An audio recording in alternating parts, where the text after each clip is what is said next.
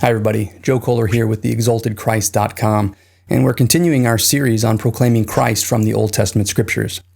When Jesus was risen from the dead, he told his earliest followers that they would bear witness to the same things that the Scriptures bore witness to, namely that the Christ was going to suffer, that he would rise again from the dead, that he would enter into his glory, and that forgiveness for sins in the name of Christ would be proclaimed to all the nations, beginning from Jerusalem. In today's video, we're going to be taking a closer look at Psalm 22. This particular psalm is really cool, and unfortunately, it is also sometimes controversial. We'll discuss some of the controversies that surround this psalm, and we probably won't be able to resolve everything to the point that nobody will ever argue about it again. And I suppose if you want to argue about it, I guess that's what the comment section is for. But we'll try and avoid much of the controversy and the foolish disputing that happens over this psalm by trying to stick to what is actually written and avoiding speculating about other things that maybe our theological presuppositions may bring to the text. In addition to that, we will see how this particular psalm, written about 1,000 years before Jesus was ever born, was fulfilled very explicitly while he was being crucified. But even cooler than that, at the end, we'll see how this psalm is actually being fulfilled even in this moment while we're discussing it.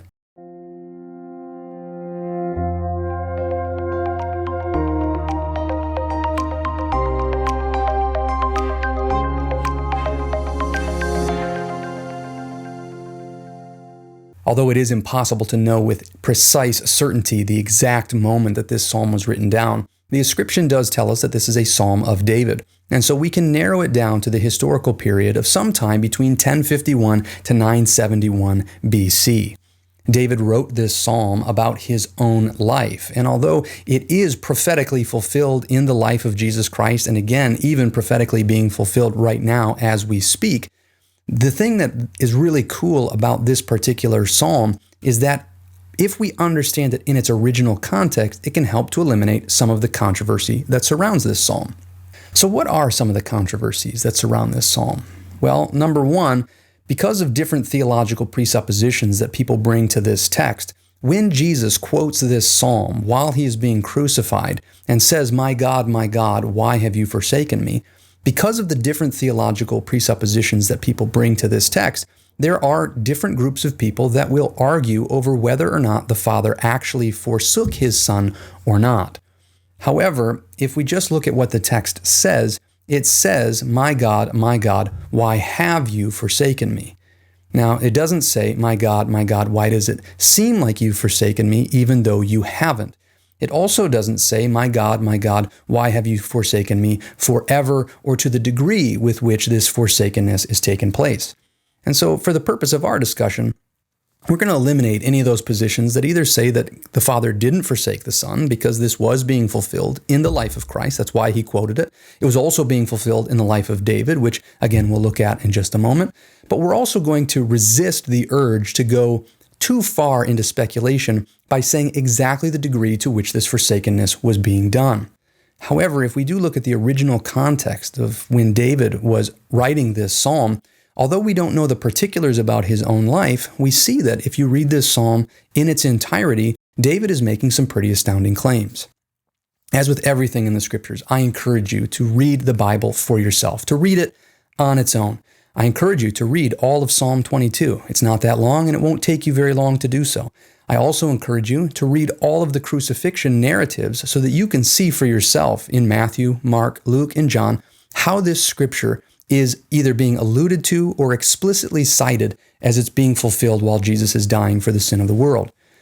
What's really interesting to me as we look at this, though, and if we keep it confined for a moment to the original context when David was writing it, although we don't know exactly what it was that he was going through in his personal life, we see that he is crying out to God because he is enduring suffering in his own lifetime.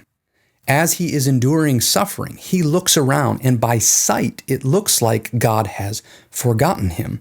In fact, he knows, because of God's faithfulness in the past, that if God wanted to, he could miraculously deliver David from whatever it is that he's experiencing.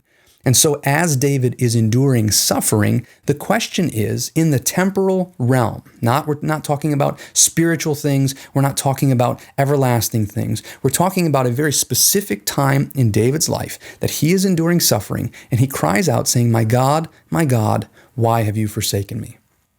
From that point, he then remembers the faithfulness of God in the past. He says, God, I remember that you've been faithful to me since I was a child. You've always been the faithful God, and I remember that. And he looks forward to, after this, knowing that God will continue to display himself as faithful, and whatever God's good purpose is in the midst of David's suffering, that in fact God has not fully forgotten him forever, even though he has forsaken him in this moment, because God has a greater purpose, and this purpose will result in David and in others. In fact, even all of the nations praising God for his faithfulness. As we understand that original context, this particular psalm helps us to understand that what Jesus is doing on the cross is actually a great demonstration for us to know what it means to walk by faith and not by sight. If you read those crucifixion narratives, you know that the Pharisees had handed over Jesus into the hands of the Romans to be crucified by godless men, and this was all in fulfillment of the Scriptures. But one of the things that Psalm 22 talks about, and one of the things that was explicitly happening while Jesus was being crucified, is that people were saying, if God is pleased with this man, then God will deliver him. They weren't calling out for a spiritual deliverance. They were saying, if God is pleased, they will save this man from the cross, from this terrible fate that he's enduring. Jesus then, as he quotes this psalm, understands exactly what he's doing. Some of the other controversy that surrounds this passage is that some people think that Jesus maybe was even experiencing a crisis of faith, that he didn't know what was going on. But all throughout the Bible, all throughout the time in the narrative leading up to the crucifixion, we see that Jesus was incredibly aware of everything that was about to take place. In fact, he had set his face toward Jerusalem to fulfill this very thing. So Jesus wasn't confused. And the reason that he was citing this psalm was to say that the reason that God wasn't going to deliver him was because God had a greater purpose. God the Father was forsaking his Son to die upon that cursed tree so that the Scriptures could be fulfilled. The Pharisees, by sight, were wrong. They were looking at this as evidence that Jesus was not who he claimed to be. They were crying out for him to be crucified because they wanted him to die under the curse of God by being nailed to a tree. And we've talked about that in previous videos, and I'll link to that in the description box below. And yet Jesus was completely aware that God's purpose, God the Father and God the Son, had a greater purpose. And so Jesus, the Son, was being forsaken for this time, that although he could have cried out and had 1,000 or 10,000 or 10,000 angels come to his aid, he came to willingly lay down his life so that he could bear the sin of the world for the sake of his people. So Jesus, when he quotes this psalm and says, my God, why have you forsaken me?" He's not confused. He's not saying, "God, it seems like you've forsaken me, but you haven't." But he is saying that God is handing over his Son to be crucified for the fulfillment of the Scriptures, because the Christ must suffer. And so we see about 1,000 years after David originally wrote that psalm, that as he looked in his own life saying, "God, why are you forsaking me for this time?" He then looked to the future purpose of what God had, that he would be praised. And so not only was this wonderfully fulfilled and explicitly fulfilled in the crucifixion of Jesus, and not just with that first part, but even with them gambling for his clothes and for his having his hands and feet pierced and even being surrounded by the Gentiles while he was dying. But what's amazingly cool is that this psalm is actually bearing fruit today and still being fulfilled while we speak of it. Let's read the last part of Psalm 22 together. "For he has not despised nor abhorred the affliction of the afflicted, nor has he hidden his face from him. But when he cried to him for help, he heard. From you comes my praise in the great assembly. I shall pay my vows before those who fear him. The afflicted will eat and be satisfied. Those who seek him will praise the Lord. Let your heart live forever. All the ends of the earth will remember and turn to the Lord, and all the families of the nations will worship before you. For the kingdom is the Lord's, and he rules over the nations. All the prosperous of the earth will eat and worship. All those who go down to the dust will bow before him. Even he who cannot keep his soul alive. Posterity will serve him. It will be told of the Lord to the coming generation. They will come and will declare his righteousness to a people who will be born, that he has performed it. By sight, the Father had completely forsaken his Son.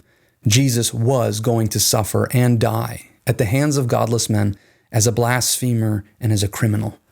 But of course, by faith, we know that none of those things were true.